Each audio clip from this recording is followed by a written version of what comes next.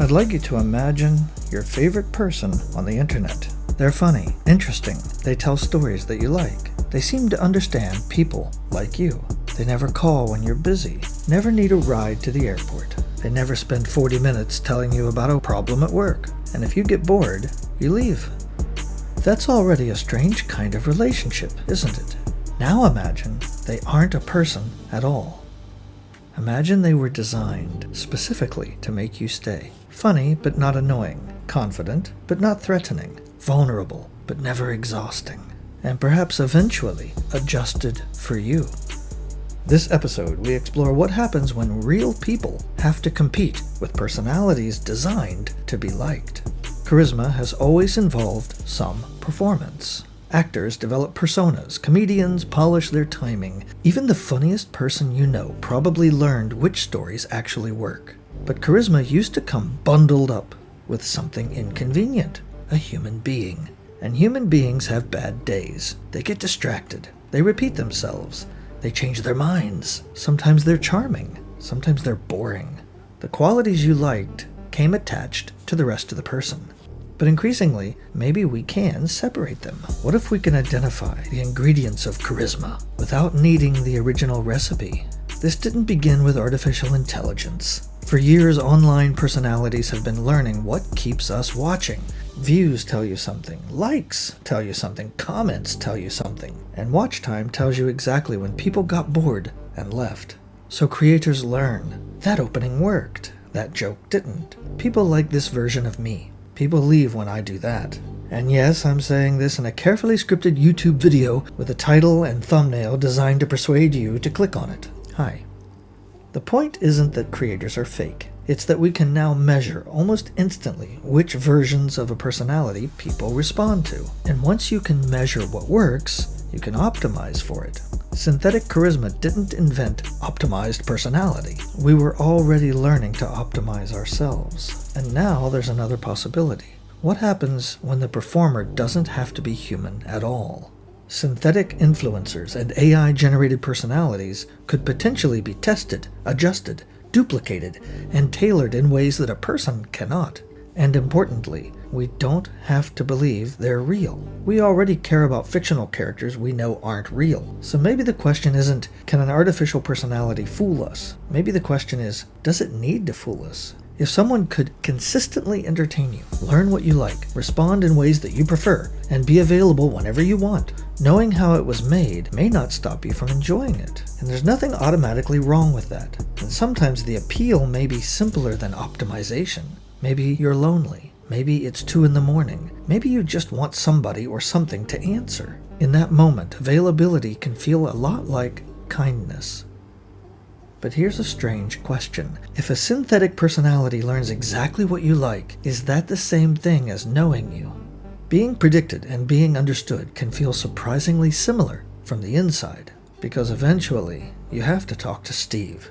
Steve takes too long getting to the point. Steve tells you about his knee. Steve doesn't know what you're interested in today. Steve occasionally disagrees with you about something stupid. And Steve has only one unforgivable flaw. Steve doesn't have a skip button. A synthetic personality could potentially adjust itself around your attention. Steve can't. Steve requires something from you instead. Adjustment. You listen to something because it matters to him. Sometimes you let the conversation go somewhere you did not choose.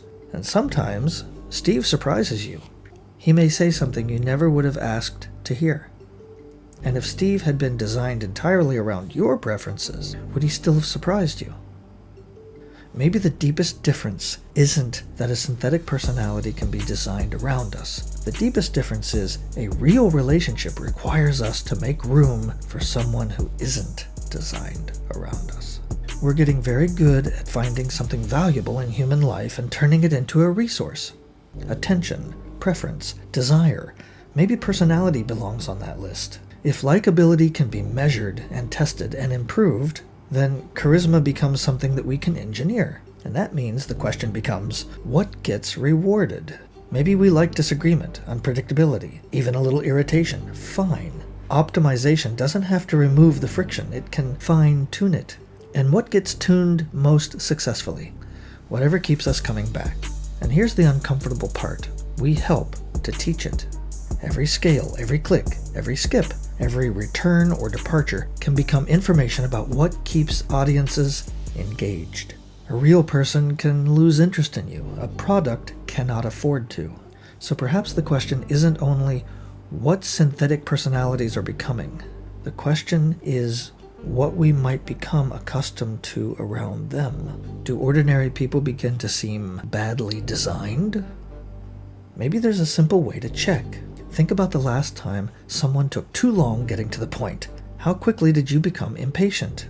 When the conversation went somewhere you didn't choose, did you stay curious? And maybe the strangest one, would you have given a screen that long?